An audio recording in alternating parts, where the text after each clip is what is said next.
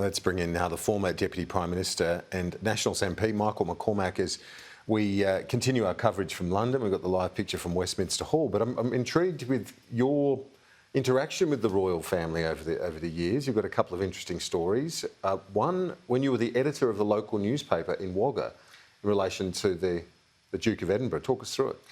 Well, I was in Sydney that day, but the Duke went to Wagga Wagga to visit our fine city and went out to the Charles Sturt University cheese and wine facility and refused to wear a hairnet. His son Charles had, now King Charles III, had worn an interesting hat, we shall say, the previous month, and the Duke wasn't going to be seen pictured in a old-fashioned hairnet when he visited the cheese factory. And subsequently, this lemon and myrtle cheese, 200 kilograms of it, had to, and there's the photo there, had to be apparently destroyed, but they said that they kept it for research. I'm thinking otherwise, but they also then quickly backtracked and said that it was because of the sniffer dogs that went through the actual factory that they couldn't then sell the cheese for human consumption. But he didn't want another silly. He didn't want to wear it. He didn't want to look like Charles with this colourful hat that he'd worn the previous month. There was a lot of this sort of mocking the royals at the time, and the Duke wanted to present himself in a different sort of way. And I understand. I like the headline, cheesed off. Cheesed off. Well, it was the great cheese mystery. What happened to the cheese? Whether he didn't want to wear in fact the hat, or whether the hairnet, or whether in fact it was the sniffer dogs. But either way, the Queen was in Sydney at the time, and she was having a merry old time with all the daily newspaper editors. And I went there. Yeah, you met the Queen. Oh, I did, and I made sure that I was at the end of a very long queue of daily newspaper editors, and of course they all presented themselves. Her Majesty, I'm from the Central Western Daily, and I'm from this newspaper, etc. I merely said, I'm Michael McCormack from Wagga Wagga, and quick as a flash, she recalled her visit there in '54. She knew, of course, that her husband was visiting the town on that very day that I'd met her, but she recalled her visit many, many years prior, 46 years earlier, and she remembered it as a market town. She remembered it as a garrison city with the Air Force and the Army.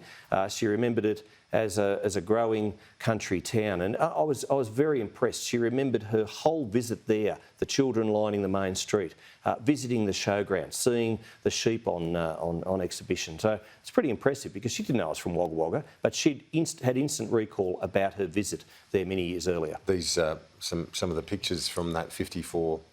And there's the sheep at the showground. And they've still got the specially made chairs that her and... Incredible memory. Duke, yeah, look, it is. And of course, the Wagga show was just last weekend, and they had the chairs on display, and it was a lot of people were very interested in seeing these chairs, which are about to be reupholstered and preserved for all time. So the Queen, obviously, we know, loves the horses as well, and it's a little-known fact about yourself that you're a historian on horse racing. I love my horse racing history, and on that '54... And you're also a collector. We've got some pictures of some of these royal programs, which are quite rare. Oh, well, they are, and I've purchased those for memory. But interestingly, when the Queen Elizabeth Stakes was run, the inaugural running in '54, she actually went to Flemington. She went to Morphettville in Adelaide, and she also went to the Gloucester Park Trots in Perth. So four race meetings. 4 race meetings. When she went to Randwick, the Duke ran off and visited the cricket match that was being played at the nearby SCG. But interestingly, the Queen Elizabeth Stakes was run and won that year by a trainer, in fact, from Wagga Wagga. 14 years earlier, he'd come to Sydney, Harry Darwin. There was a bit of a royal faux pas in that when he was being congratulated by the young Queen, the new Queen, only a couple of years on the throne, he didn't let go of her hand. He had her delicate fingers for a little bit too long, which was...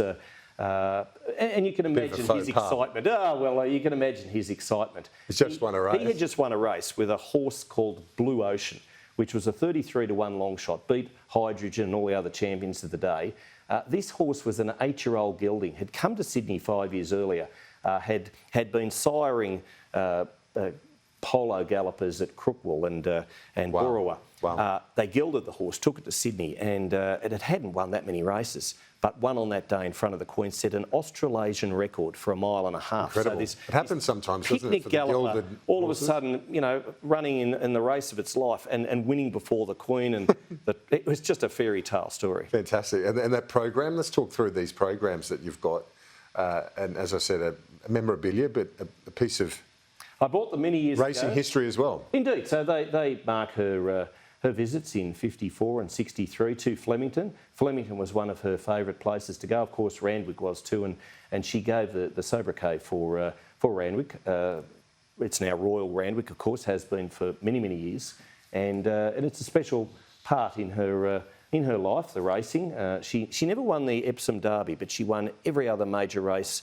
Of course, Royal Ascot was was her second home, basically, apart from Balmoral and, of course, Buckingham Palace. But she loved the races. It's significant that Chris Waller and Gay Waterhouse are going there. She trained they trained for her. Spoke to them regularly. Very regularly. And for Chris Waller, he of course won many races for her.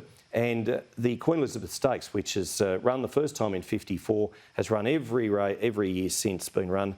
And Winks, of course, won that race 3 times. And of course, she wanted Winks to race in England. She had actually reached out to Chris Waller and said, please bring that horse to England. She loved her races and many special memories. Well, from the cheese mystery to the races in 54 in Ascot, we've covered a bit of ground today. I appreciate your time, Michael McCormack. Pleasure, Kieran.